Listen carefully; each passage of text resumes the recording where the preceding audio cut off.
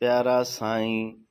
امام ابن عدی امام دیلمی علیہ مرامہ لکھتے ہیں ان علی ان رسول اللہ صلی اللہ علیہ وسلم قال اثبتکم علی الصراط اشدکم حبا لأہل بیتی بھلے صحابی حضرت علی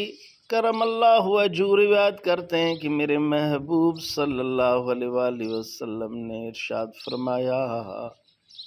تم میں سے سب سے زیادہ پل صراط پر ثابت قدم وہ ہوگا جو سب سے زیادہ میرے اہل بیت میرے صحابہ سے محبت کرنے والا ہوگا۔